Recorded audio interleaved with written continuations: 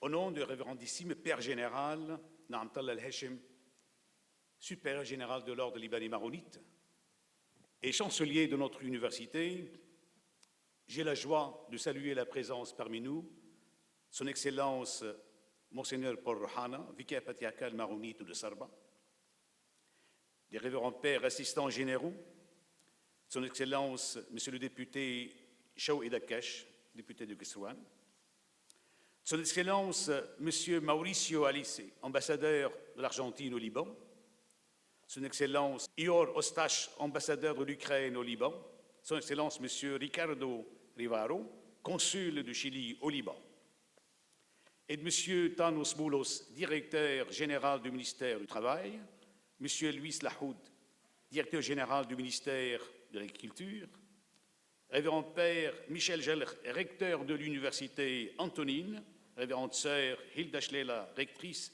de l'Université Sainte-Famille, Dr. George Atters, Chairman of the Board of Trustees of our university, and all the members of the Board of Trustees, coming from USA, Europe, and Lebanon, I see this opportunity to put in words our deepest gratitude to the commendable work you're achieving for the growth and development of our university. You know how much your presence with us in the board is a guarantee of efficiency and foresight. Your so rich academic experience give us a very valuable help. Add to this your extraordinary kindness and generosity of heart. Many thanks for all you're doing for our university. And we can loudly applaud your commendable work. Les pères assistants de l'ordre libanais maronite, de tous les pères, membres du conseil académique de notre université, représentants des services militaires, enseignants, employés, membres de la famille de l'USEC, chers amis. Le thème que j'ai choisi cette année pour développer, c'est la spiritualité, quête du sens. Spirituality and search for meaning.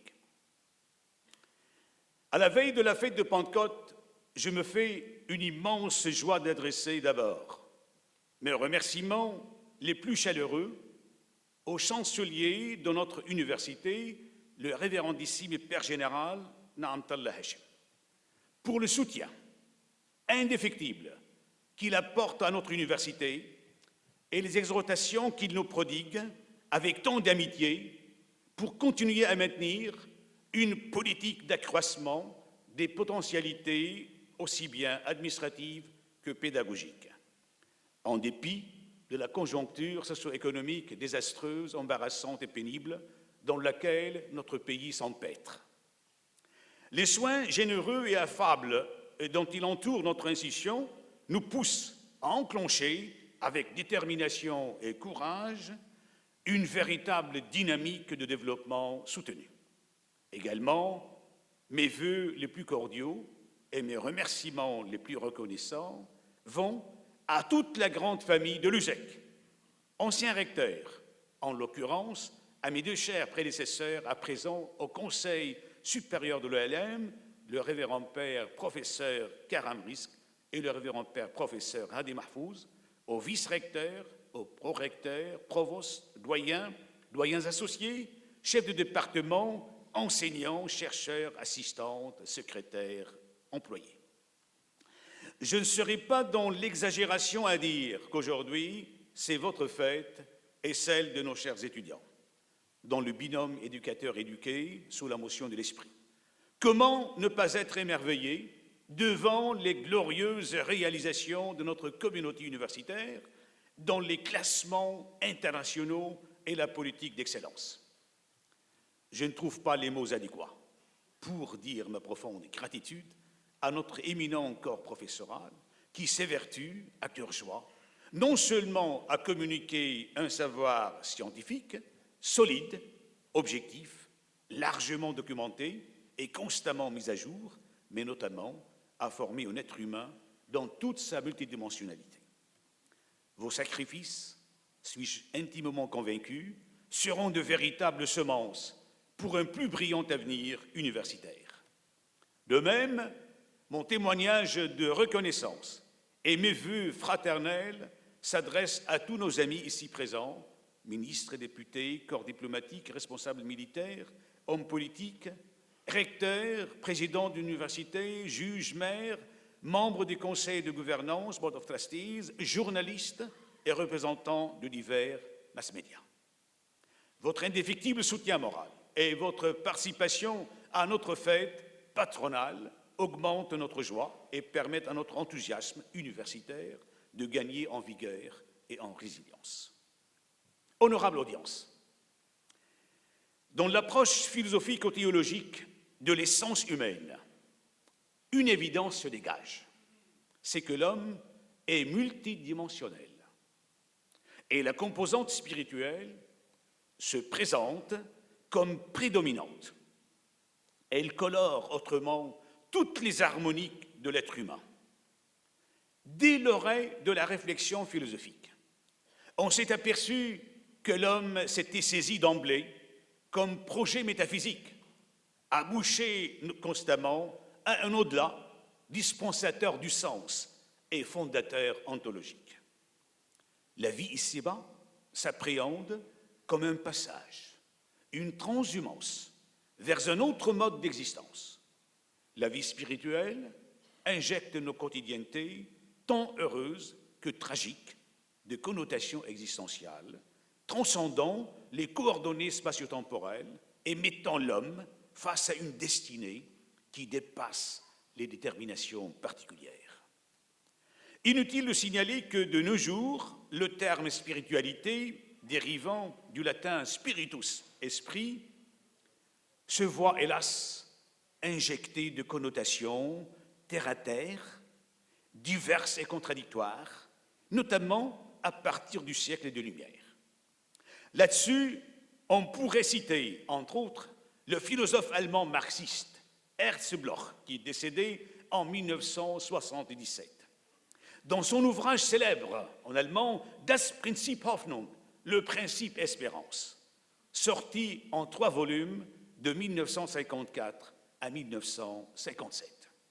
Bloch préconise, dans son projet de nouvelle société, de transposer les immenses trésors enfouis dans les religions, et notamment dans le christianisme, qu'il considère comme les dépositaires des plus parfaites et des utopies, de transposer tout ça dans une pensée sécularisée, prêchant un royaume des cieux sans Dieu, déposant Dieu de son trône céleste et mettant l'homme sur le piédestal de l'absoluité historisée et opérationnelle dans un temps fini.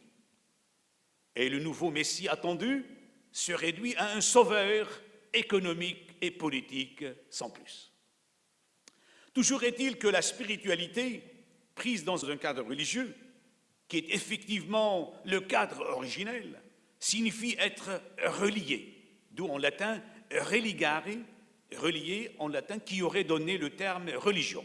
Donc relié à un être supérieur, à un être en amont et en aval de tout ce qui existe, à un Dieu au divin. Dans ce cadre très précis, la spiritualité se déploie dans un champ relationnel et personnalisé avec cet être supérieur. Elle comprend toutes les pratiques aussi bien intellectuelles que comportementales de nature à rapprocher l'homme de cet être sublime qui est esprit par nature et confère à toute relation intime avec lui une dimension spirituelle, libératrice de la pesanteur, de la matière dans laquelle l'homme se surprend à être noyé. Ainsi, la prière, la méditation, les mortifications, l'ascèse, les actes de charité, le pardon, la réconciliation, l'amour universel, la paix intérieure, la rigueur morale se présentent comme des techniques appropriées, indispensables pour transmuer la vie de l'homme en cheminement vectoriel vers un au-delà, clé de voûte de toute l'existence, antidote, autant destructeur et par ricochet dérivatif à l'absurde et au non-sens. Là-dessus, Mircea Eliade, grand explorateur du subconscient religieux, nous laisse des analyses percutantes, révélatrices de la structure abyssale du soi de l'homme. Il dit en toutes lettres, pour l'historien des religions, tout rite, tout mythe, toute croyance aux figures divines reflète l'expérience du sacré. La conscience d'un monde réel et significatif est intimement liée à la découverte du sacré. Par l'expérience du sacré, l'esprit humain a saisi la différence entre ce qui se révèle comme étant réel, puissant, riche et significatif, et ce qui est dépourvu de sa qualité, c'est-à-dire le flux chaotique et dangereux des choses, leurs apparitions et disparitions fortuites et vides de sens, dans son livre La nostalgie des origines. En somme, le sacré est un élément dans la structure de la conscience et non un stade dans l'histoire de cette conscience. Au niveau les plus archaïques de culture, vivre en tant qu'être humain est en soi un acte religieux, car l'alimentation, la vie sexuelle et le travail ont une valeur sacramentale. Autrement dit, continue Mircea Eliade, être ou plutôt devenir un homme signifie être religieux. Fin de citation. Dans le sillage de l'approche de Mircea Eliade, la philosophe et psychanalyste franco-bulgare Julia Kristeva conduit une analyse saisissante du besoin naturel de l'homme de croire. Elle se demande, n'est-il pas surprenant que nos sociétés sécularisées aient négligé cet incroyable besoin de croire? L'écoute analytique se contente d'ouvrir des perspectives d'observation et de théorisation qui, en permettant une compréhension plus complexe de l'appareil psychique, révèle combien le besoin de croire est constitutif du sujet parlant, avant toute construction religieuse à proprement parler, et bien sûr à l'intérieur de la sécularisation elle-même, un chantier à peine esquissé et dont il nous revient de continuer l'édification. Elle dit, car je suis persuadé qu'en prenant au sérieux ce besoin de croire pré-religieux, nous pourrions mieux affronter non seulement les dérives intégristes des religions dans le passé et jusqu'à nos jours, mais aussi bien les impasses des sociétés sécularisées. Fin de citation. Dans son célèbre discours au Collège des Bernardins, le lundi 9 avril 2018, le président français Emmanuel Macron tient à rectifier la fausse trajectoire empruntée par la laïcité en France. Sans embâche, il dit « Je considère que la laïcité n'a certainement pas pour fonction de nier le spirituel au nom du temporel, ni de déraciner de nos sociétés la part sacrée qui nourrit tant de nos concitoyens. Je crois que la politique, si décevante qu'elle ait pu être aux yeux de certains, si desséchante parfois aux yeux d'autres, a besoin de l'énergie des engagés, de votre énergie. Et le président continue, elle a besoin de l'énergie de ceux qui donnent du sens à l'action et qui placent en son cœur une forme d'espérance.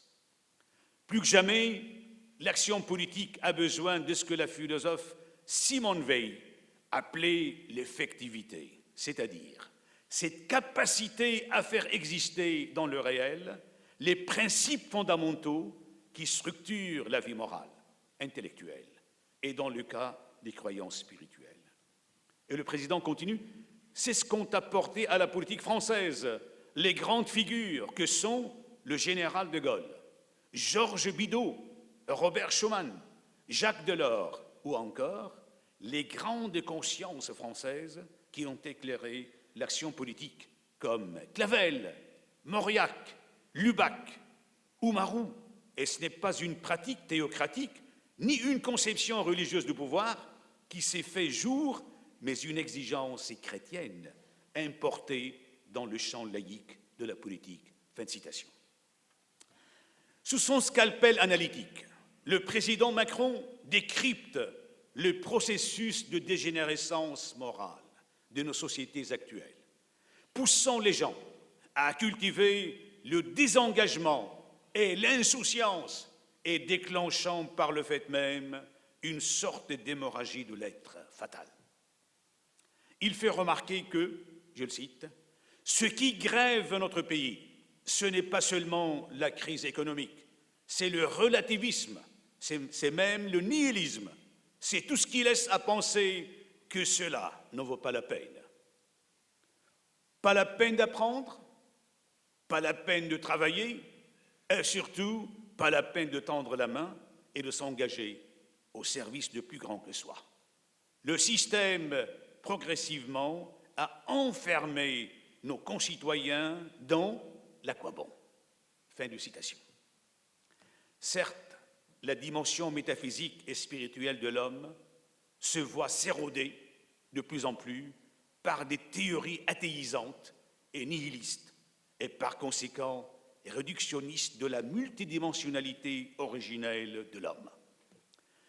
Ce dernier se surprend à être ramené à un statut ontologique amoindri, se manifestant comme la résultante de l'évolution intrinsèque de la matière, commandée vigoureusement par la notion de hasard.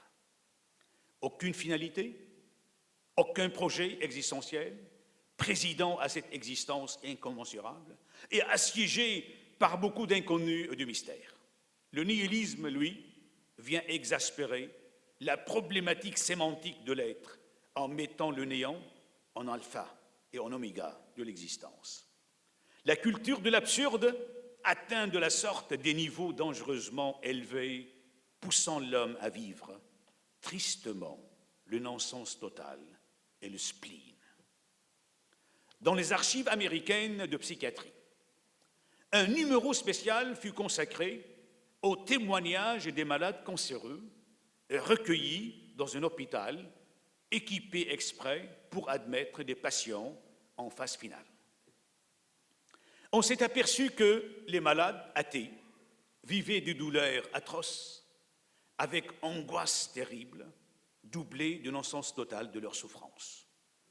Tandis que les patients croyants vivaient un degré inférieur d'inquiétude et conféraient à leur souffrance une dimension spirituelle, transformant leur calvaire en douleur de l'accouchement.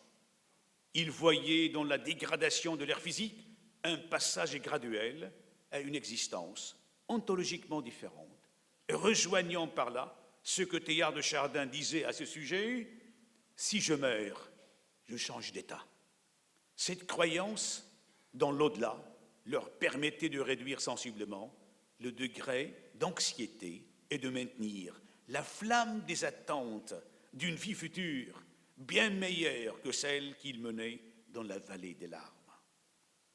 Non moins révélateurs, chers amis, sont les derniers moments du président François Mitterrand.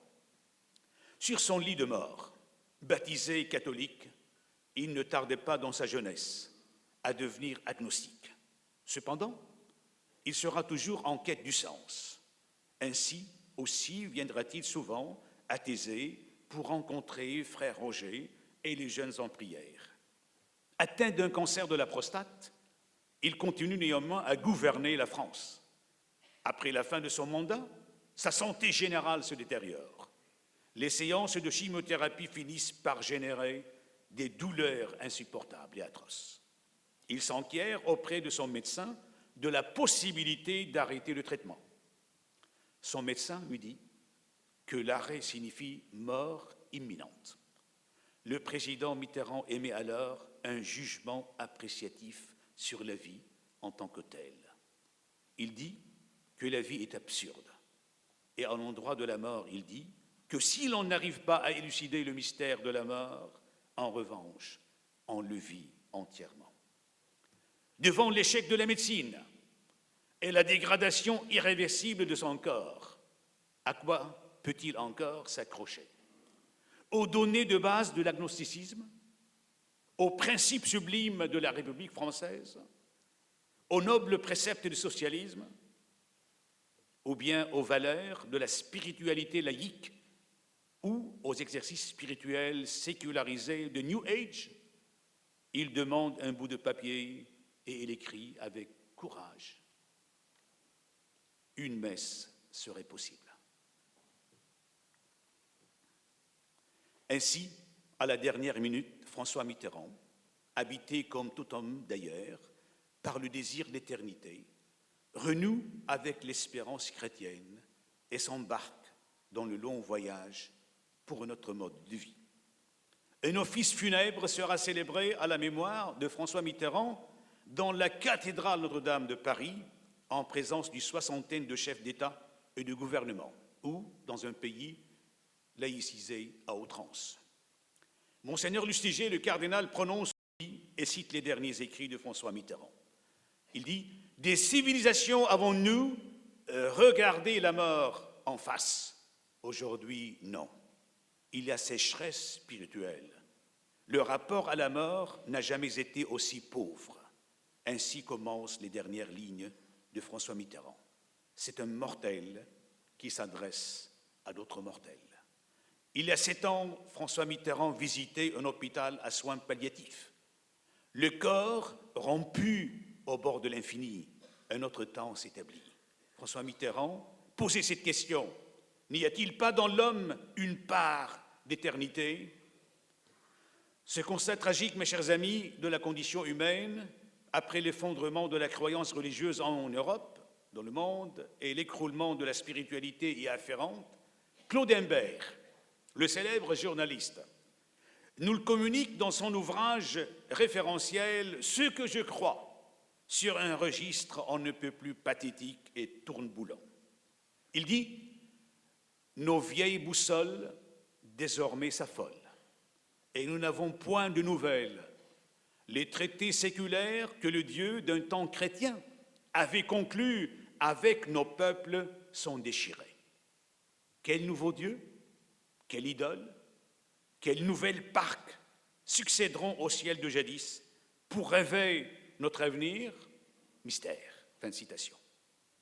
Claude Imbert met de la sorte en saillie le vide métaphysique et par conséquent spirituel énorme, laissé par la dégénérescence du religieux. Plus d'horizon transtemporel.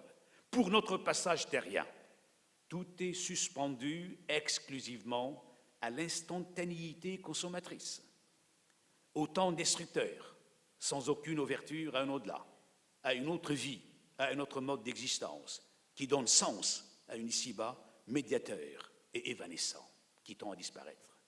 Cette carence pousse l'humanité sur le chemin de nulle part.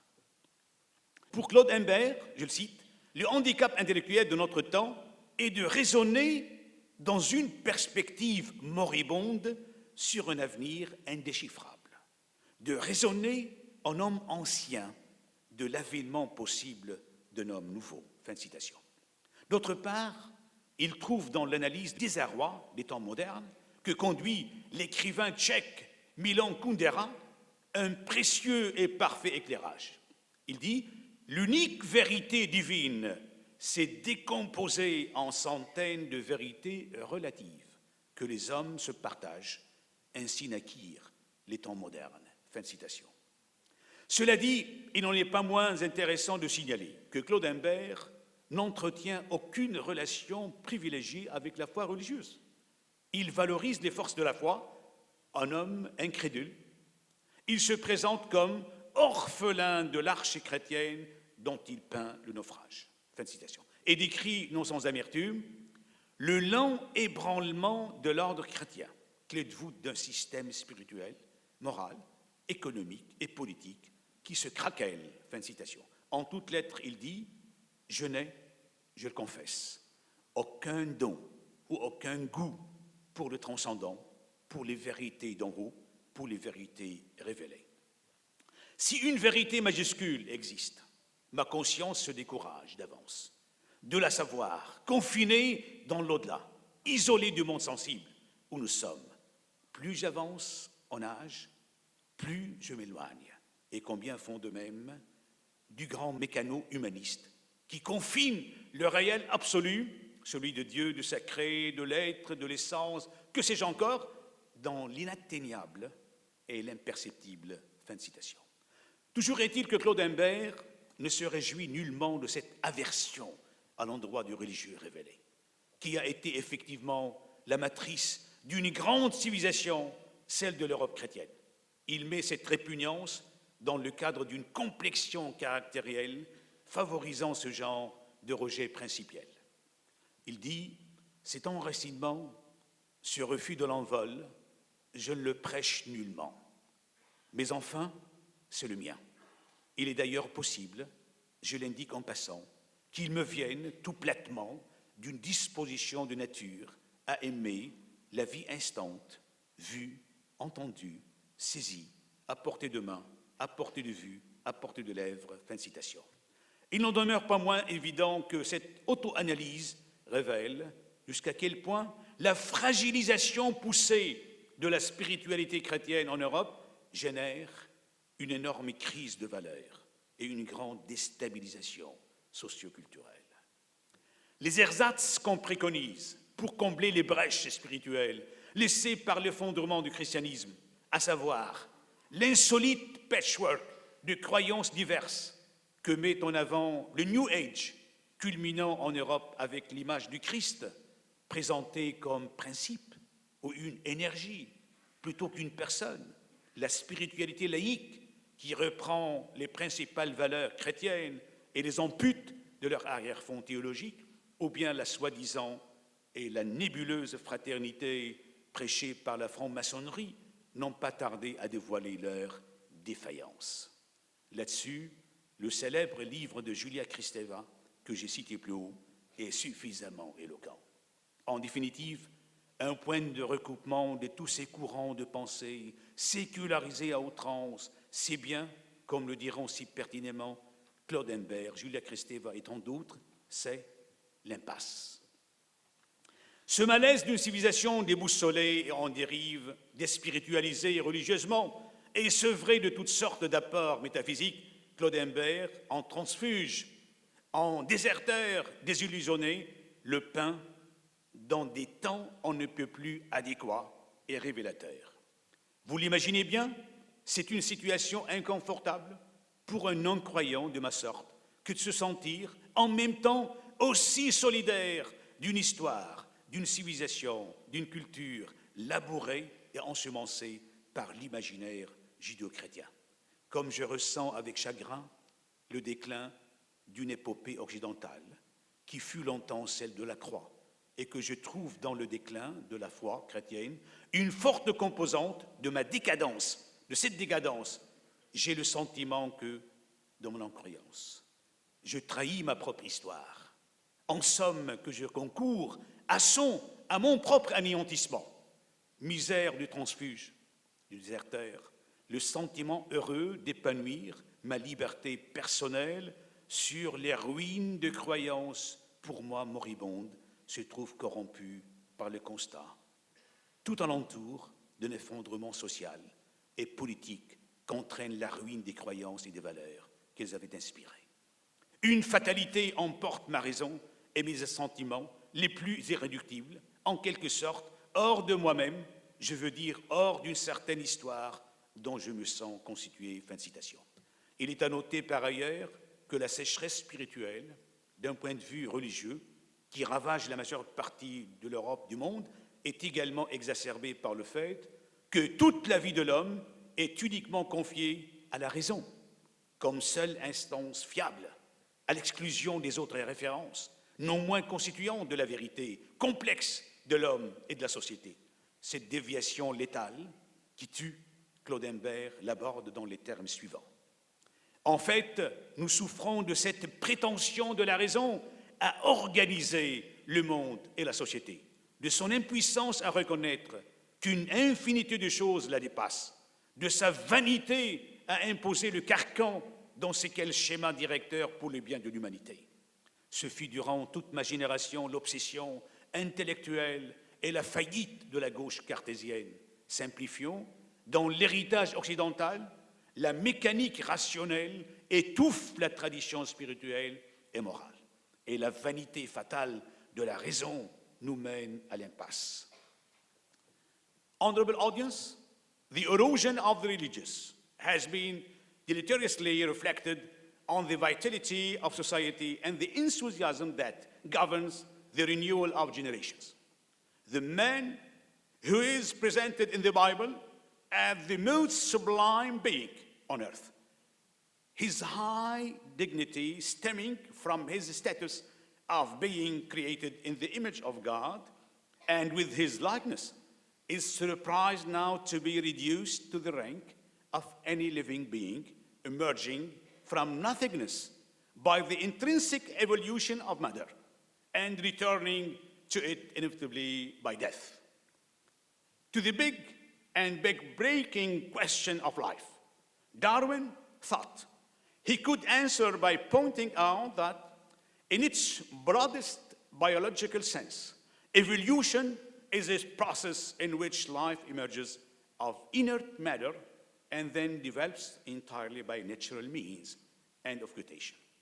This reductive theorization of the unparalleled greatness of the phenomenon of life, bringing back the emergence of life to an intrinsic evolution of matter, nevertheless fascinated the scientific world. So many researchers had set themselves to the task of creating life in laboratories from complex chemical equations. So far, all their attempts have failed. And now, some people are rightly wondering why what happened at the beginning of life no longer succeeds in bringing life out of the material.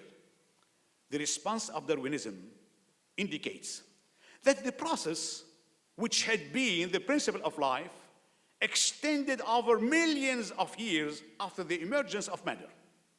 This idea has supremely reigned over a century on science.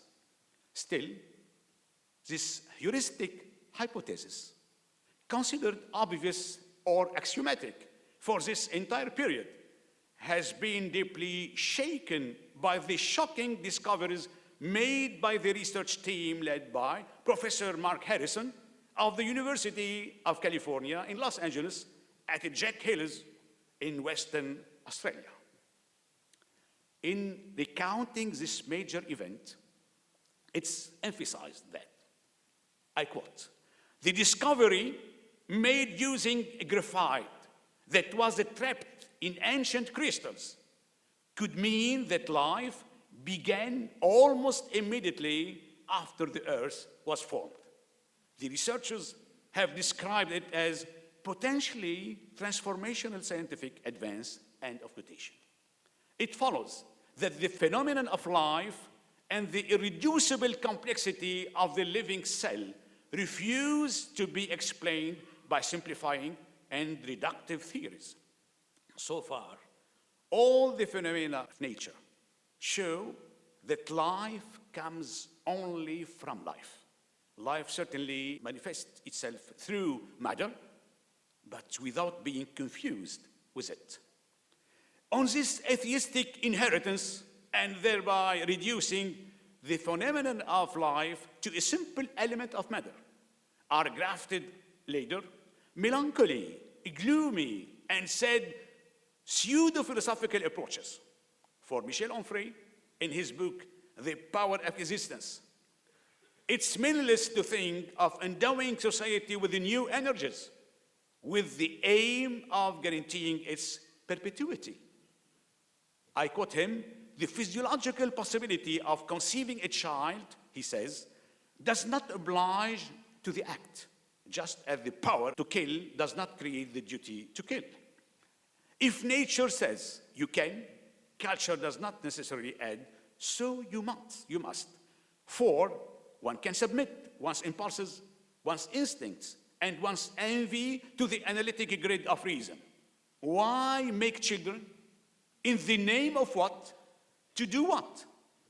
What legitimacy is there to bring out from the void a human being to whom we propose, after all, a brief passage on this planet before returning to the nothingness from which he comes?" As a service atheist, Michel Onfray sees in religions, and especially in the spirituality preached by Christianity, only a castration of the thought and momentum of life. For him, religion rhymes with pathological state. So he calls for a purification of atheism from the residual deposits of Christianity. I quote him, a post-Christian atheism. The expression post-Christian atheism could give the impression of the redundancy. The only substantive one suggests that we have gone beyond Christianity and that we are downstream religion.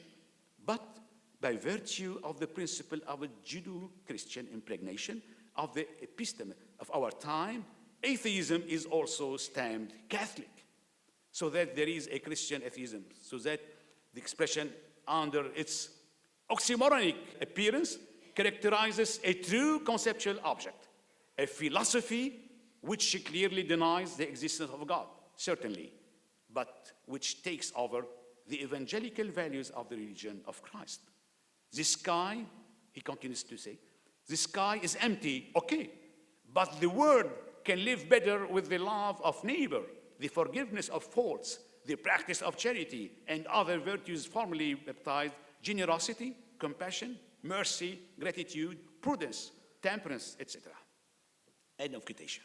An impressive number of critics turned down flat the pathological analysis that led Michel Onfray. They claim that Christianity does not castrate thought or act.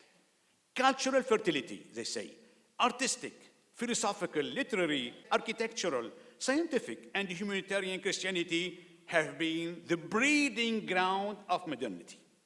Other atheists, they chained, much more honest, as André Comte-Sponville or Luc Ferry recognize it. Similarly, the subtle and luminous observations provided by the Viennese psychiatrist Viktor Frankl, founder of logotherapy, following his experience of the death camps. He maintains that certain neuroses derive from a repression of the religious dimension, and that it is this religious sense that has helped him resist the ordeal, allowing him to maintain confidence and hope. As to see in religious spirituality a death drive, as Michel Onfray says, at every turn, many rebellious feathers retort by reporting, among other things, the extraordinary book reportage of Luc Adrien, Flowers in Hell, Bronx Fioretti at Renaissance Press, 2004. As everyone knows, New York is a group of 5 cities, including the Bronx. The latter is one of the largest poverty areas in the United States. In 1987, 8 Capuchin brothers, driven by the desire to reconnect with the rigor of the rule of St. Francis, decided to engage fully with those left behind. The Archbishop of New York, at the time, Cardinal O'Connor, advised them to follow Christ to the cross by living in the heart of poverty in this zone of lawlessness. End of quotation. 20 years later, this neighborhood of misery, drugs, violence is transmuted thanks to the radiant and soothing presence of this sowers of hope in a much more human space and haven of life. One wonders there, wisely, logically, where is the death drive?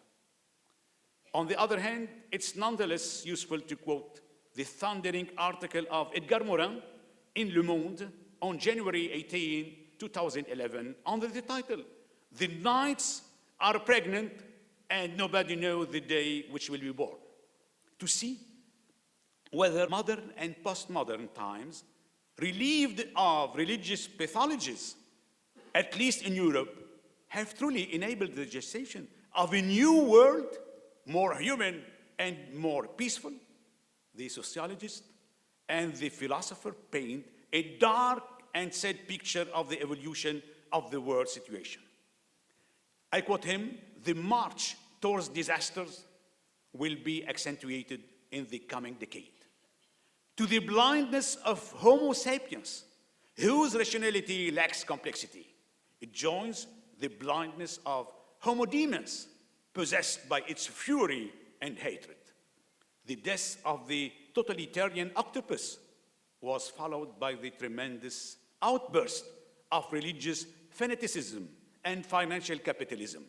Everywhere, the forces of dislocation and decomposition are progressing.